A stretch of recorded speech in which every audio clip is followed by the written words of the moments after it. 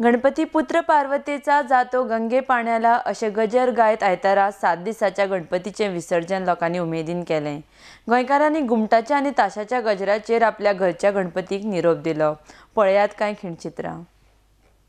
मोरया मोरया मोरया मोरया